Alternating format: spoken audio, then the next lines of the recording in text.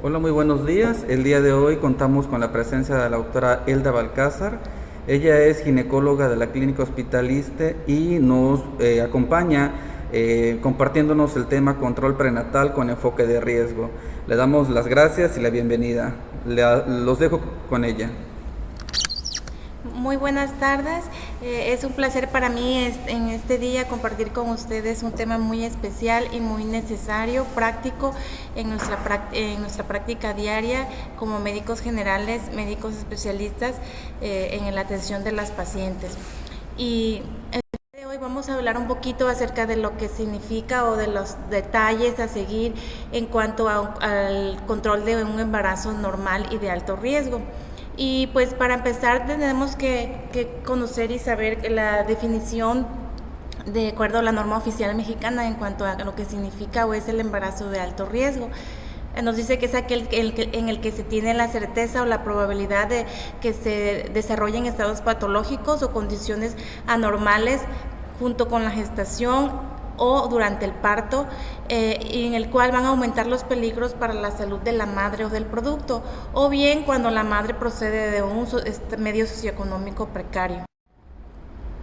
Dentro de las implicaciones epidemiológicas es muy importante hacer recalcar que los riesgos durante el embarazo o los factores que puedan implicar ciertos riesgos nos pueden llevar a tener resultados perinatales adversos, y que entre el 10 y el 25% de las pacientes obstétricas van a tener o van a ser de alto riesgo.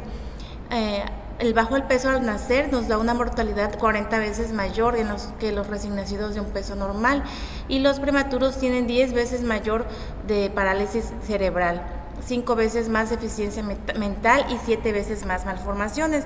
Es por eso de ahí la importancia de detectar y vigilar y sobrellevar de acuerdo a los manejos y tratamientos los embarazos de alto riesgo para disminuir la morbimortalidad materno-perinatal. Y bueno, en cuanto a algunos conceptos acerca del riesgo, sabemos que es la contingencia o proximidad de un daño o peligro. El embarazo de alto riesgo es la probabilidad grave o importante de sufrir alguna lesión o daño o muerte fetal, materna o neonatal como consecuencia del evento reproductivo. Y el factor de riesgo, de acuerdo a la OMS, es toda característica o circunstancia determinable de una persona o grupo de personas que, de acuerdo a ciertos acontecimientos, se van a asociar a un riesgo anormal de la aparición de algún proceso patológico o afectación especialmente desfavorable. De acuerdo a las guías de práctica clínica que se desarrollaron en el 2017, el control prenatal consiste en el conjunto de acciones que vamos a involucrar o que se involucra en una serie de visitas de parte de la mujer embarazada a las instituciones de salud con la valoración médica respectiva, y cuyo principal objetivo va a ser vigilar la evolución del embarazo, detectar tempranamente los riesgos, prevenir complicaciones y preparar a la paciente para el parto, la maternidad y la crianza. Como vimos, los objetivos del control prenatal o el médico de primer contacto va a tener en sus manos la capacidad o la oportunidad de desarrollar con ciertos instrumentos, dentro de los cuales está la historia clínica y los estudios de gabinete. Primeramente, y es algo muy importante y básico, la determinación de la edad gestacional, la detección de anomalías congénitas, la identificación de cualquier anomalía en el crecimiento fetal, identificar y establecer estados de asfixia fetal aguda o crónica, detección de patologías médicas durante el embarazo, detectar y tratar adecuadamente la prematuridad, detectar y tratar los procesos infecciosos maternos y fetales, contando el médico de primer contacto con ciertas herramientas que van a ayudarle y a determinar estos estados patológicos que se van a poder detectar durante la consulta en el control. De acuerdo a la norma oficial mexicana para la atención de la mujer durante el parto, el embarazo, el parto y el puerperio, el control prenatal va a estar dirigido a la detección y control de los factores de riesgo obstétrico, que nos van a llevar a la prevención, a la detección y tratamiento de patologías o circunstancias como la anemia, la preeclampsia, infecciones cervicovaginales y urinarias, complicaciones hemorrágicas del embarazo, retraso del crecimiento intrauterino, entre otras patologías intercurrentes con el embarazo. Como podemos ver, como que enfatizamos en la detección, en la prevención, en el tratamiento, en el control. Sin embargo, a veces con el diario vivir o en el diario trabajar en la consulta se pueden pasar por alto algunos detalles o el énfasis que se debe de hacer, el porqué de la relación o de la consulta prenatal, de siempre estar buscando, de siempre estar detectando, porque de ahí es donde va a depender la evolución o el manejo de las pacientes para disminuir los consiguientes problemas que pueden darse en cualquier momento durante el embarazo. Y el conocer estas enfermedades, estas patologías o detectarlas, pues nos va a redundar en beneficios para prevenir complicaciones severas. Entonces, el control prenatal nos debe llevar a cuestionarnos de cuáles son las probabilidades de que una paciente pueda agravarse o pueda enfermarse o pueda desarrollar alguna patología. Es importante ver que el detectar los factores de riesgo a algunas mujeres y el no detectar a otras factores de riesgo no las va a eximir de desarrollar alguna enfermedad o alguna complicación en el embarazo. Es por eso que es muy importante siempre estar vigilante y siempre estar valorando y solicitando los estudios, porque cualquier mujer embarazada va a desarrollar alguna complicación aunque no tenga factores de riesgo. Entonces va a ser muy importante saber o determinar estas situaciones para valorar o referir a la paciente para una interrupción del embarazo o alguna situación que pueda realizarse en otro medio. También es una manera en cómo vamos a proteger a la madre durante el embarazo de todas estas situaciones. Entonces, como vemos, los objetivos más importantes del control prenatal son el tamizaje, determinar en un grupo, en una población, qué pacientes tienen más probabilidad de desarrollar alguna complicación. Y ahora, el tratamiento y vigilancia de ciertas patologías como la hipertensión arterial, la diabetes, la sífilis, las infecciones urinarias, el VIH, malnutrición, carencia de vitaminas. Evaluar factores de riesgos, detección y manejo de complicaciones obstétricas como las cicatrices uterinas, presentación anormal, ruptura de membranas, preeclampsia, sangrado, etc. Prevención sistemática de ciertas enfermedades como el tétanos neonatal y materno, la anemia, transmisión de VIH y la elaboración de un plan de acción previo al parto.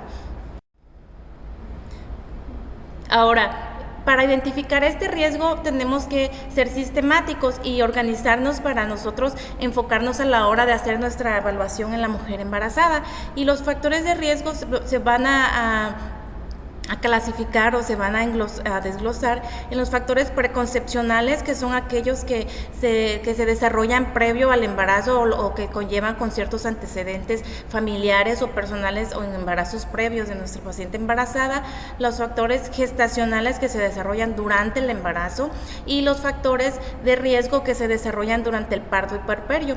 Entonces, como podemos ver, tenemos que estar siempre vigilantes en todos los antecedentes, en cómo transcurre el embarazo actual y cómo se desarrolla el parto y puerperio en una mujer embarazada, porque en cualquier situación se puede presentar alguna anomalía. Y dentro de los factores de riesgos preconcepcionales que yo debo de buscar en una mujer embarazada y que debo de directamente investigar y preguntar, son los antecedentes obstétricos desfavorables en los embarazos previos, como por ejemplo abortos, número de abortos, edad gestacional del aborto, si hubieron muertes fetales, neonatales, partos prematuros, bajo peso al nacer, preeclampsia, intervalo intergenésico menor a 24 meses.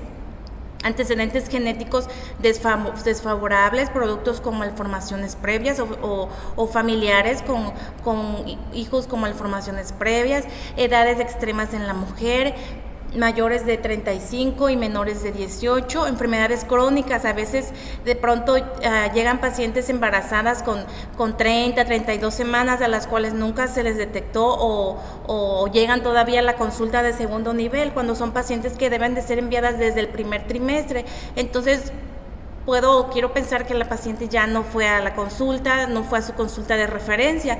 Entonces a veces pueden ser pequeños detalles y que a veces la paciente no va a decir, porque simplemente hay pacientes que no aceptan que son diabéticas, diabéticas tipo 2, o que no aceptan que son hipertensas crónicas. Entonces para ella eso no existe, y si no hacemos preguntas o cuestionamientos directos, ellas no lo van a decir.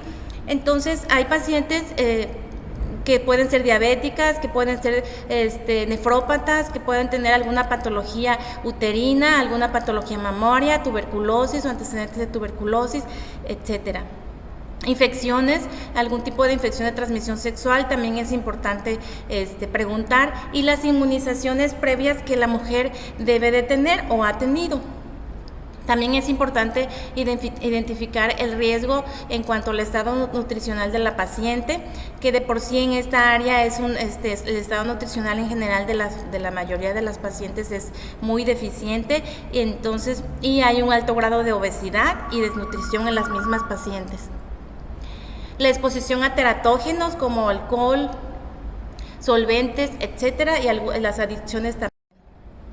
Ahora, los factores de riesgo en el embarazo, que son los padecimientos que puedan desarrollarse o situaciones que se desarrollen durante el embarazo, uno de ellos, y es uno muy importante, es ausencia del control prenatal. Pacientes que no acuden a control prenatal y que llegan en el último trimestre sin realizarse ningún tipo de estudio o valoración previa. Entonces, obviamente es un alto factor de riesgo para desarrollar muchas enfermedades, o que al no detectarse algunos padecimientos, pues hayan algunas complicaciones. La anemia, que se relaciona con bajo peso al nacer, el alcoholismo, el fumar, las hemorragias, la ruptura de membranas, infecciones, insuinmunización RH, hemólisis, eritroblastosis fetal, ganancia de peso excesiva, etcétera. De hecho, a veces puede pasar que aún pacientes que son RH negativo, aún en consultas con especialistas, a veces se va o se pasa que nunca se dieron cuenta o nunca preguntaron, y la paciente nunca dijo, porque pues para ella no es importante y ella no sabe de que, por ejemplo, son pacientes que son RH negativas. Entonces, si no se da hasta que al último trimestre que van a una cierta consulta, es que se dan cuenta de que es una paciente RH negativa, cuando son pacientes que se deben de manejar y detectar desde el primer trimestre o darle un cierto seguimiento. Factores de riesgos que pueden presentarse durante el parto: hemorragias, algún desgarro, inducción del trabajo de parto, partos instrumentales, macrosomía fetal, sufrimiento fetal, prolapso de cordón, distocias de contracción del útero, insuficiencia respiratoria o placenta previa. Valoración de los diferentes tipos de riesgos durante todo el proceso del embarazo, del parto y puerperio nos llevan a una detección oportuna de cuáles embarazos van a tener van a ser de más alto riesgo y necesitan mucho mayor atención. No quiere decir que los de bajo riesgo no van a tener atención, porque como les comenté, van a haber muchas mujeres embarazadas que no van a tener factores de riesgo y que también van a desarrollar alguna patología, pero los embarazos de alto riesgo se van a tener un seguimiento o una detección, una valoración más detallada en el segundo nivel. Todo con la finalidad de prevenir, diagnosticar y referir a las pacientes que son candidatas a una valoración. Y con ello podamos prevenir algunas patologías muy importantes como la preeclampsia, eclampsia, la hemorragia obstétrica, la infección puerperal, complicaciones del aborto, y causas de muerte perinatal como la hipoxia al nacer, trauma al nacimiento o la insuficiencia respiratoria. Hacer nuestra historia clínica completa, examen físico, las valoraciones con las pruebas de laboratorios, la valoración pélvica y las valoraciones de seguimiento con los ultrasonidos y gabinete. Entonces, por medio de la atención prenatal, vamos a dar un seguimiento para otorgar tratamiento a las enfermedades preexistentes de la mujer embarazada y todo lo que se vaya desarrollando durante el embarazo.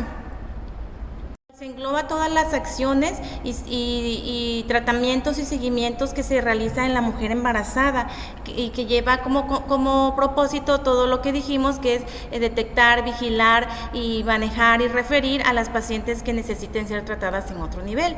Y aquí vemos todas las acciones que se van a realizar y que vamos a plasmar en este carnet perinatal, en el cual es una herramienta que nos va a servir a nosotros para valorar a las pacientes, para ver su seguimiento y que donde quiera que vaya la paciente podamos nosotros, el médico que la valore, ver cómo se ha desarrollado su embarazo, ver sus antecedentes y detectar todas las posibles complicaciones. Y las acciones que para una vigilancia de calidad van a ser el interrogatorio, que es por medio de la historia clínica, la exploración física, los laboratorios que, como sabemos, se deben de pedir de acuerdo a cada trimestre, el manejo médico que vamos a realizar de inicio a las mujeres embarazadas, la realización del expediente clínico y la orientación y consejería para de la mujer acerca de la nutrición y los cuidados del embarazo. Con el apoyo de todos estos datos anteriores, se van a establecer criterios de referencia para la atención de las gestantes, cuáles son las que se van a quedar en primer nivel y cuáles son las que se envían a segundo y tercer nivel de atención. El peso y la talla. Y hay un apartado donde habla acerca de la resolución del embarazo, las semanas en que se desarrolló, la vía de resolución y diferentes tipos de manejos y acciones que se pueden desarrollar en la evolución del trabajo de parto, el parto y el puerperio, y al final el recién nacido, el peso, la talla y toda la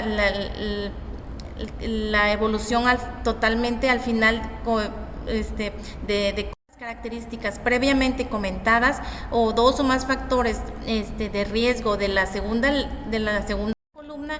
Entonces una paciente que se va a marcar su carnet perinatal con el sello correspondiente y se va a hacer su referencia para el hospital de segundo nivel y se va a enviar también para que su embarazo parto se realice en estas unidades de segundo nivel de atención. Entonces, aquí vemos algunos apartados de la historia clínica perinatal, como vimos, que nos van a ayudar a identificar situaciones como el estado socioeconómico y educacional, los antecedentes familiares, personales, obstétricos y nuestra herramienta, ¿cuál va a ser? El interrogatorio. Como podemos ver, en el primer nivel no es menos importante nuestra labor, todos somos parte básica, parte importante, el primero, el segundo, el tercer nivel, y como podemos ver la oportunidad tan grande que se tiene, porque son los que van a captar a las pacientes. Probablemente sea la primera única vez que algunas pacientes tengan el objetivo de ir a la consulta, pero depende mucho del trato o del tipo de interrogatorio donde el médico va a detectar y va a encasillar a cierta paciente y de eso va a reflejarse en que esa paciente pueda ser captada, pueda ser seguida y que tal vez no se desarrollen situaciones que puedan poner en peligro la vida de ella y de su hijo. Entonces no debemos desaprovechar estas oportunidades y a lo mejor no se tenga que hacer algún tipo de manejos, que a lo mejor no hay, en el primer nivel no se hace estudio de las arterias uterinas con Doppler, no se hacen ciertos marcadores de cromosomopatías. No, eso no corresponde ahí, pero hagamos que lo que nos corresponda lo hagamos de la mejor manera, porque de eso va a tener mucho que ver el futuro de nuestra paciente. Entonces, aquí vemos otra parte del carnet perinatal donde nos ayuda a evaluar el estado nutricional materno, por medio de su peso, el peso anterior al embarazo, el peso actual.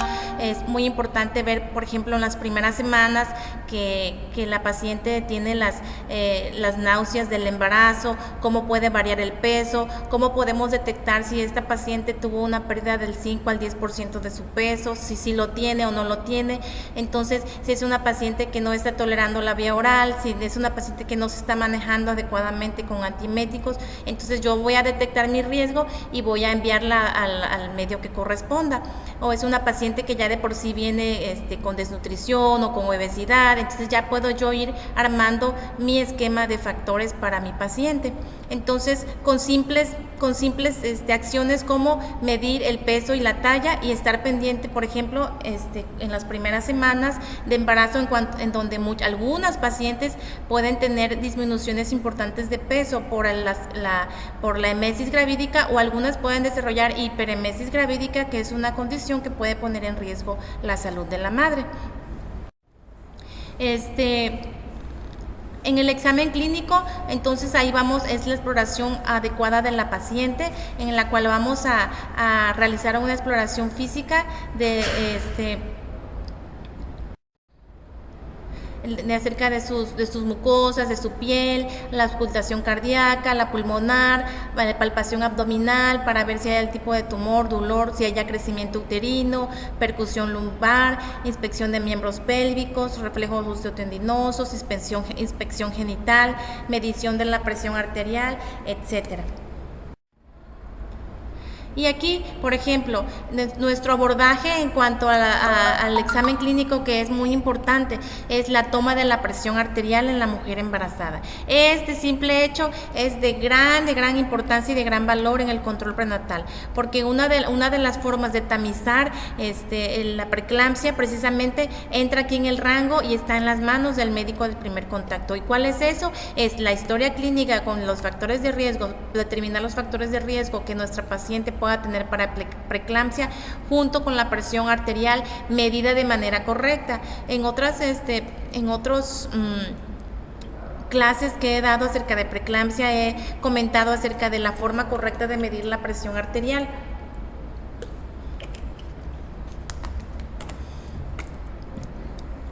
Que debemos de seguir ciertos lineamientos. Por ejemplo, la paciente debe de estar adecuadamente sentada con la espalda puesta sobre el respaldo de la silla. Su codo o su antebrazo debe de estar flexionado sobre una mesa a nivel del corazón. La paciente debe de estar mínimo, se manejaba de 5 minutos, pero ahora manejan hasta 20 minutos sentada. No haber tomado café, obvio, no haber fumado, ¿verdad? No hablar, no toser, no estornudar, nada cuando se toma la presión arterial. Y cuando hay una presión arterial alterada o anómala, hay que repetirla a los 10, 15 minutos, y si se repite otra vez, entonces tendríamos que dejar en observación a la paciente a las 2-3 horas para volver a repetir. Y también generalmente la presión arterial la toma la enfermera. Siempre como médicos yo les aconsejo de que cuando hay una presión arterial alterada, nosotros debemos de corroborar ese tipo de presión, porque de ahí depende el manejo, de ahí depende la detección y las acciones a seguir. Y bueno, entonces, como vemos, en la cartilla nos va desarrollando diferentes acciones que nos van a ayudar a determinar qué tipo de factores o la evolución del embarazo de nuestra paciente. Otra de las acciones es determinar la altura uterina para la edad gestacional de nuestra paciente embarazada, para detectar posibles retrasos en el crecimiento uterino, y cuya valoración hay una escala donde va midiendo la altura uterina de acuerdo a la edad gestacional, para ir valorando y evaluando el crecimiento fetal. Ahora, generalmente esto yo lo voy correlacionando con la altura uterina, y también lo voy correlacionando con los ultrasonidos que durante el embarazo nosotros vamos realizando para ver el crecimiento del producto. Hay unas guías de práctica clínica para el control de la atención centrada, el control prenatal con atención centrada en la paciente. A veces la paciente no le va a decir, no va a traer algo en la frente de, ay, soy hipertensa, porque a veces ni ella lo sabe, o lo sabe pero no lo quiere aceptar. Entonces eso es muy importante. Yo tengo que buscar la información: hipotiroideas, epilépticas, embarazo gemelar, sospecha de embarazo ectópico o molar, hemorragia del primer trimestre, como por ejemplo la amenaza de aborto en fase aguda, PDRL positivo en 2 tomas, pérdida gestacional recurrente, CUMS directo positivo, toda embarazada que presente al inicio de la gestación riesgos para cromosomopatías o antecedentes de malformaciones en familiares o personales, exposición a teratógenos, la edad materna avanzada, son pacientes que se van a referir. Durante el segundo trimestre, la hemorragia del segundo trimestre, amenaza de parto pretérmino, alteración en uno o más de los siguientes estudios. Como les dije, si yo no pido mi glucosa si yo no hago una curva de tolerancia o una hemoglobina glucosilada, pues ¿cuándo me voy a dar cuenta? Detección de proteinuria, si hay proteinuria, diagnóstico de malformación fetal. Y en el tercer trimestre, alteraciones en la presentación fetal. Pero ¿cómo me voy a dar cuenta si no le realizo las maniobras de Leopold, si no le pido un ultrasonido?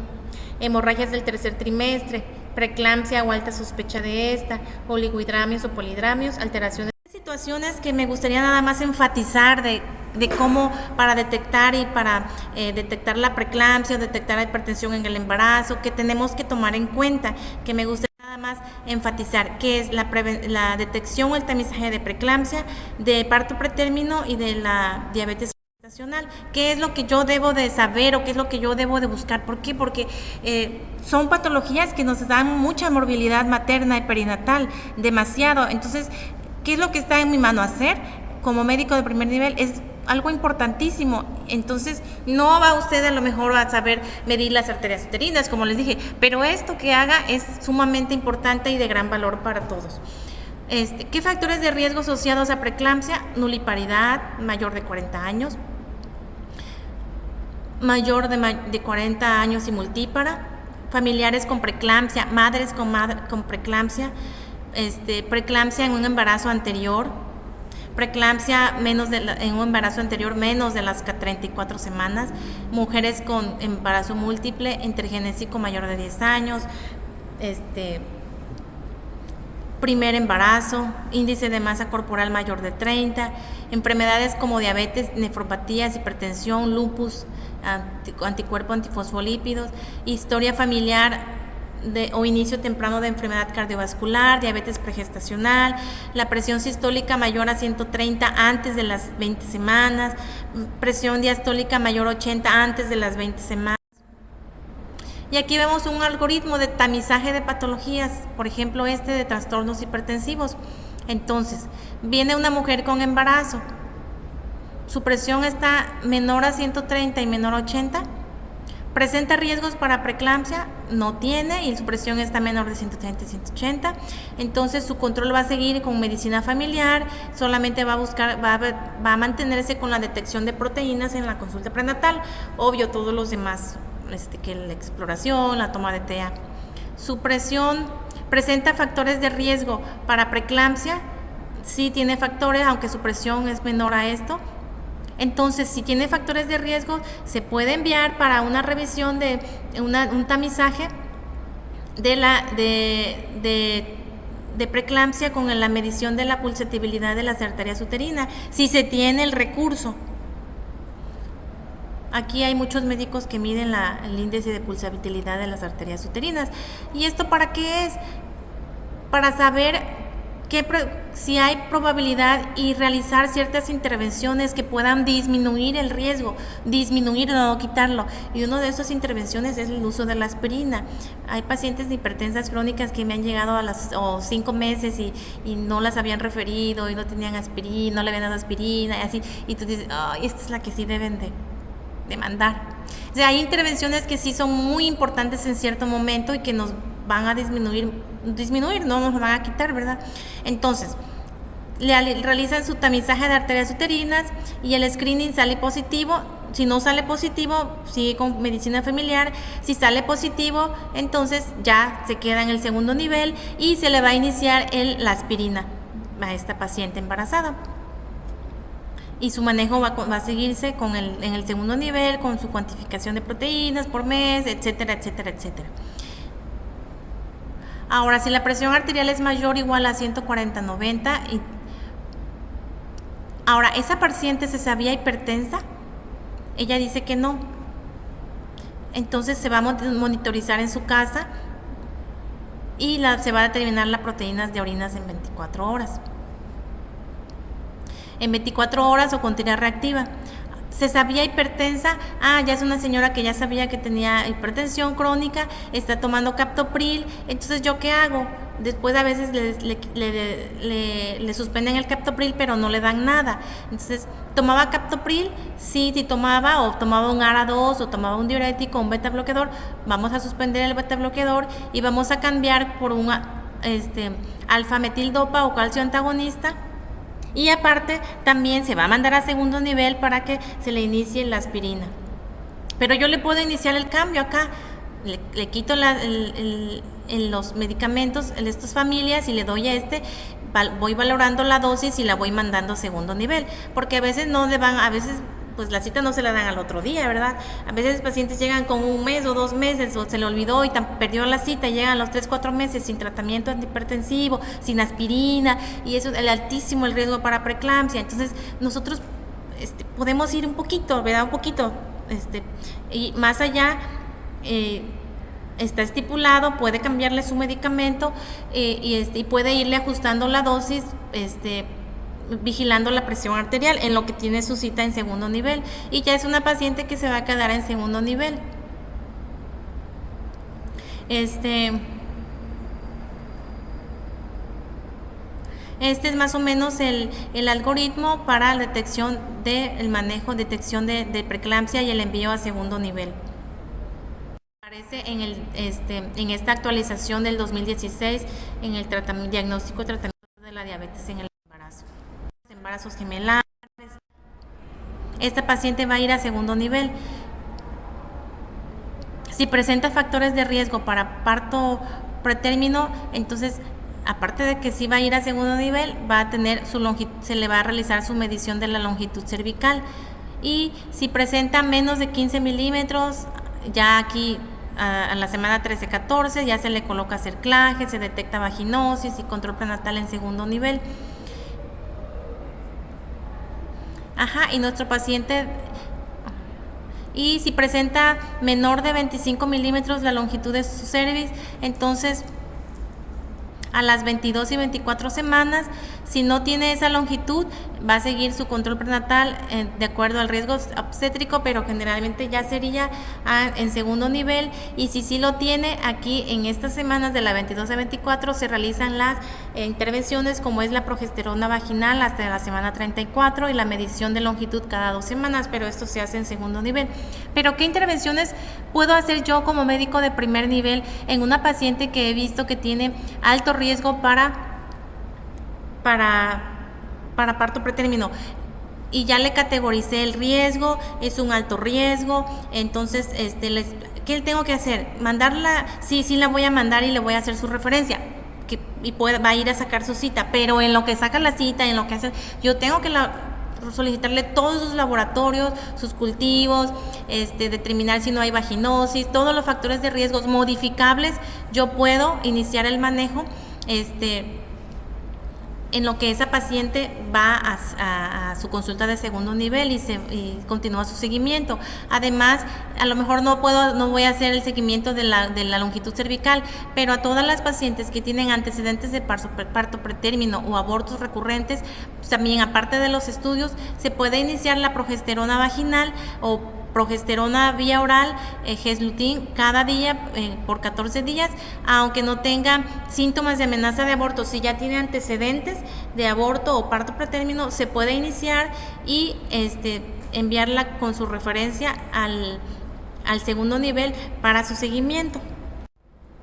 Y bueno, como podemos ver, el control prenatal y la vigilancia, la detección, nos permite saber cuáles son las necesidades de cada mujer, porque las necesidades, aunque hay un patrón de seguimiento, las necesidades pueden también variar, y no me refiero solamente a las necesidades de su seguimiento médico, sino sus necesidades emocionales, sociales, culturales. Y es la manera en cómo vamos a tratar de llegarle a este tipo de pacientes para que se pueda apegar al manejo. Si nosotros no la hacemos consciente de su necesidad y de los probables complicaciones. Hay mujeres que no son conscientes de eso y que no se van a pegar y llegan al final con un control prenatal totalmente deficiente, pero no es a causa de su médico de primer contacto, es a causa de que ella no tomó las precauciones y no le interesó o X cosa. Entonces nuestro deber es apegarnos a las necesidades de cada mujer embarazada. No le vamos a hablar igual a la de 15 años, a la de 40, a la que tiene primigestañosa, la multiparañosa, o sea, tenemos que irnos enfocando a sus necesidades, no solamente médicas. Entonces, vamos a evaluarlas desde la primera visita, y la mujer embarazada se tiene que revalorar en cada consulta con la misma pasión que se revela, y a veces la perdemos. Y les voy a decir por qué, porque aunque nosotros encontremos los factores de riesgos y las categoricemos y veamos las de alto riesgo y veamos las que se voy a mandar hasta el 3er nivel y sabemos que hay la probabilidad, porque la medicina no es exacta, la probabilidad de que se compliquen va a ser más alta en las mujeres con riesgo alto. Las mujeres que tengan riesgo bajo no quedan exentas de desarrollar alguna patología, algún padecimiento durante su valoración, durante su consulta de control prenatal. Por eso cada vez hay que revalorar en cada consulta nuestras pacientes que se quedan en el primer nivel de contacto. Cuando nosotros detectamos situaciones que se hacen más complicadas, entonces las vamos a mandar, porque nuevas patologías van a producirse en cualquier momento de la gestación. Y pues ahí hay un lema, un dicho que dice que el embarazo es tan fisiológico que a veces raya con lo patológico. O sea, el embarazo no es una enfermedad, el embarazo es un estado fisiológico de la mujer, pero todos esos cambios que a veces que se generan, y pues de ahí entra mucho el estilo de vida, en muchas situaciones, la línea, la raya en la que de todo eso normal se pueda transformar en anormal y patológico y fatal, es muy delgada, y por eso nosotros debemos estar conscientes que en el nivel en el que estemos, no perder y no bajar la guardia para obtener un control prenatal adecuado y que nuestros pacientes tengan la menor mortalidad posible, y pues termine todo en un final feliz. Gracias por su atención, y esperamos pronto otra vez compartir con ustedes nuestros conocimientos.